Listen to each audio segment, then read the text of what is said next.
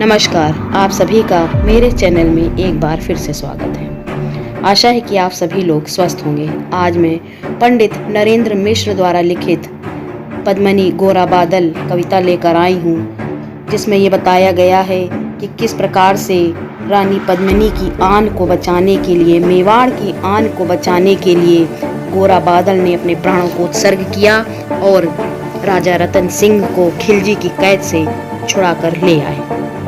तो आइए सुनते हैं। दोहराता हूँ सुनो रक्त से लिखी हुई कुर्बानी, जिसके कारण मिट्टी भी चंदन है राजस्थानी, जिसके कारण मिट्टी भी चंदन है राजस्थानी।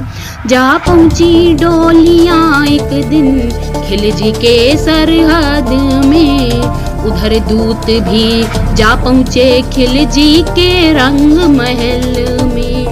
बोला शहंशाह पद्मिनी मलिका बनने आई है, रानी अपने साथ हुस्न की कलियां भी लाई है, मगर एक फरियाद उसकी फकत पूरी करवा दो, राणा रतन सिंह से एक बार मिलवा दो। खिलजी उछल पड़ा, कह फौरन ये हुक्म दिया था, बड़े शौक से मिलने का शाही फरमान दिया था।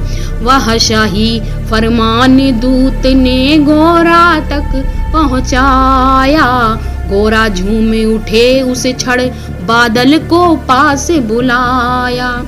बोले बेटा वक्त आ गया अब कट मरने का, मातृभूमि मेवाड़ धरा का दूध सफल करने का। ये लोहार पद्मिनी भेष में बंदी ग्रह जाएगा, केवल 10 डोलियां लिए गोरा पीछे धाएगा। ये बंधन काटेगा हम राणा को मुक्त करेंगे, घुड़सवार कुछ उधर आड़ में ही तैयार रहेंगे। जैसे ही राणा आए वो सब आंधी बन जाए, और उन्हें चित्तौड़ दुर्ग पर वो सकुशल पहुंचाए। अगर भेद खुल जाए वीर तो पल की देर न करना, और शाही सेना आ पहुंचे तो फिर बढ़कर रण करना। राणा जाए जिधर शत्रु को उधर न बढ़ने देना, और एक यवन को भी उस पद पांव न धरने देना। मेरे लाल लाडले बादल आन न जाने पाए, तिल तिल कट मरना मेवाड़ी मान न जाने पाए। ऐसा ही होगा का कारज पूती अमर रहेगी, बादल की मिट्टी में भी गौरव की गंध रहेगी। तो फिर आ बेटा बादल सीने से तुझे लगा लूं, हो न सके शायद अब मिलन अंतिम लाड लड़ा लूं। ये कहकर बाहों में भरकर बादल को गले लगाया, धरती कांप गई अंबर का अंतस मन भर आया। सावधान कह पुनः पथ पर बड़े गोर नहानी, पहुंच लिया झट से मुड़कर बूढ़ी आंखों का पानी, जिसके कारण मिट्टी भी चंदन है राजस्थानी। दोहराता हूँ सुनो रक्त से लिखी हुई कुर्बानी। गोरा की चातुरी चली राणा के बंधन काटे, छांट छांट कर शाही पहरेदारों के सर काटे। लिपट गए गोरा से राणा गलती पर पछताए, सेनापति की नमक हलाली देख नयन भर आए। पर खिलजी का सेनापति पहले से ही शंकित था, वह मेवाड़ी चट्टानी वीरों से आतंकित था। जब उसने लिया समझ पद्मिनी नहीं आई है, मेवाड़ी सेना खिलजी की मौत साथ लाई है। पहले से तैयार सैन्य दल को उसने ललकारा, निकल पड़ा टिड्डी दल रणका बजने लगा नगाड़ा। दृष्टि फिरी गोरा की मानी राणा को समझाया, रणमत वाले को रोका जब चितौड़ पढ़ाया। राणा चले तभी शाही सेना लहरा कर आई, खिलजी की लाखों नंगी तलवार पड़ी दिखाई। खिलजी ललकारा दुश्मन को भाग न जाने देना, रत्न सिंह का शीश काट कर ही वीरो दम लेना।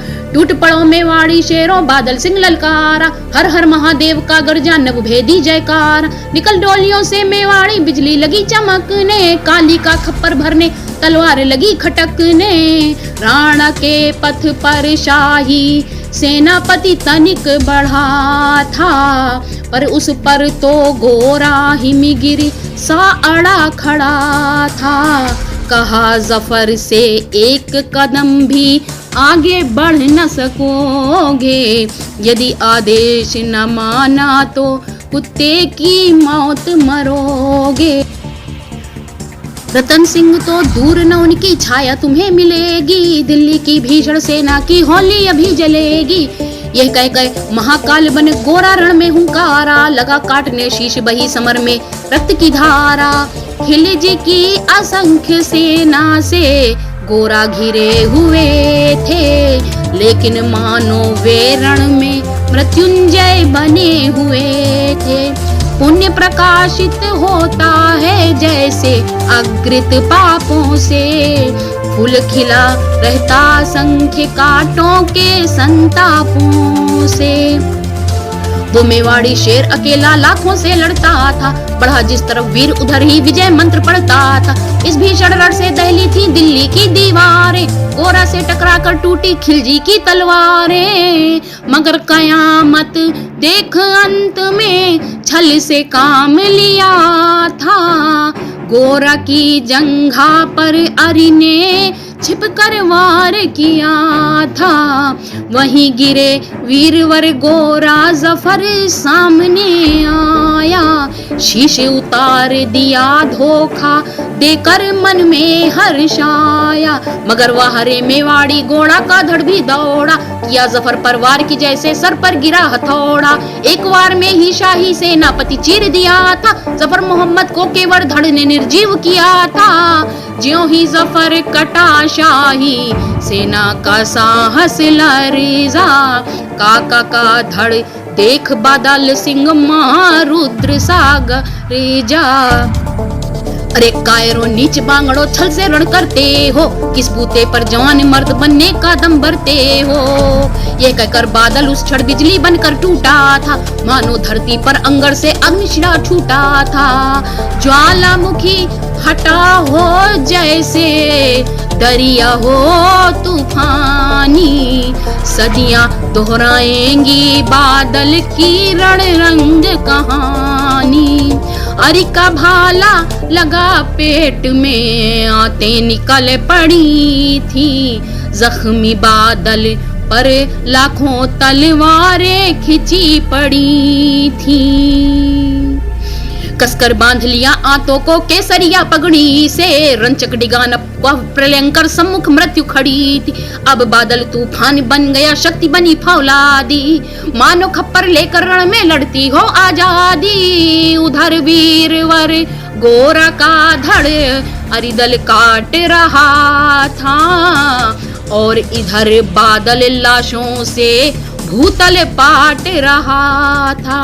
आगे पीछे दाएं बाएं जम कर लड़ी लड़ाई, उस दिन समर भूमि में लाखों बादल पड़े दिखाई। मगर हुआ परिणाम वही कि जो होना था, उनको तो कड़कड़ अरियों के शौन से धोना था।